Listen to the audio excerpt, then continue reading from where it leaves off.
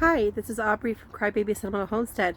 Today I'm in the Polytunnel, which is quite a mess, and I'm going to work on cleaning it up a bit.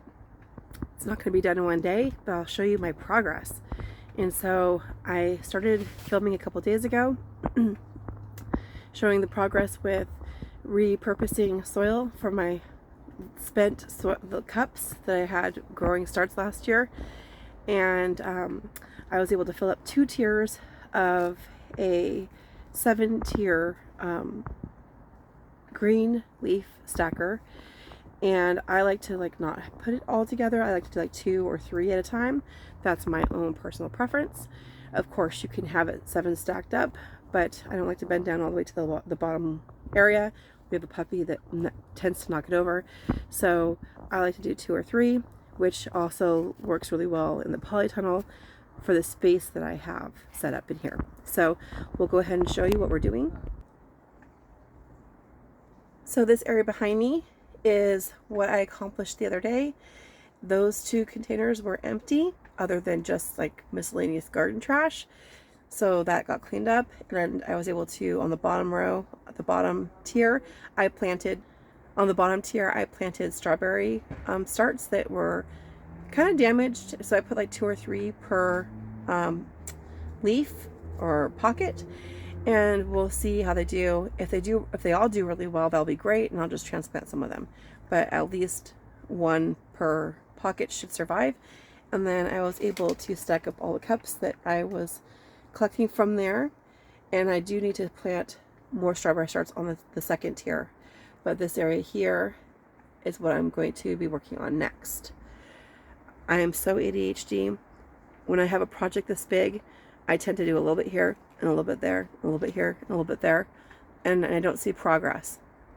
So I'm going to kind of do a little turnaround.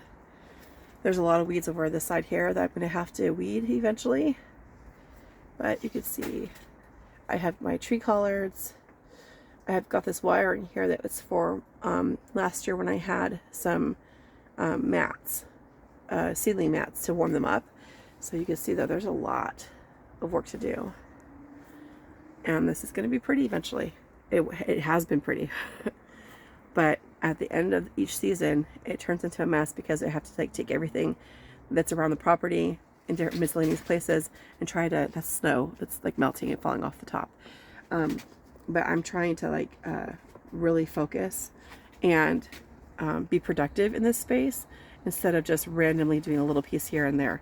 I'm collecting all the trash from the greenhouse, which includes all the packaging from starts over the years, and anything that's broken I'm collecting over on the side over here, and I'll get rid of it later. I'm just going to kind of just throw it in one spot and then deal with it at the time.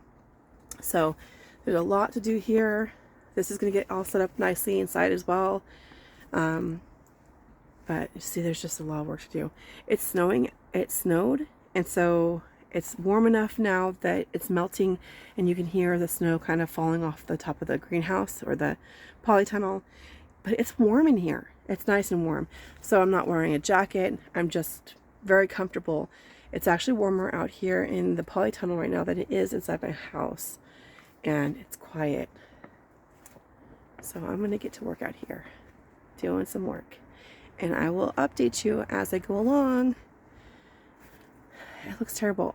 I like to leave, even in the garden, I like to leave, and it might come across as lazy, but I work really hard in the garden.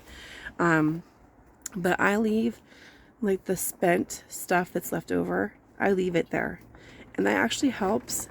I always get weeds anyway. It does help prevent weeds, but it also gives the beneficial insects someplace to live, someplace to hide, and it really increases the health of the soil. So I'm happy to leave it. I'm happy to let ladybug larvae have a place, have all this place for the beneficial insects. If you clear it all out and cover it, you're making it easier for spring when you start everything, but you're not really helping your soil microorganisms and the life that lives there. So crazy hair day, hair's out of the way so that I'm not getting it in the soil. I know I don't, not glammed up, you guys, but this is real life. This is how we do our gardens. And this is going to be really pretty in here. You'll see the transformation. It'll be kind of satisfying, hopefully on your end. The work, I actually really enjoyed it.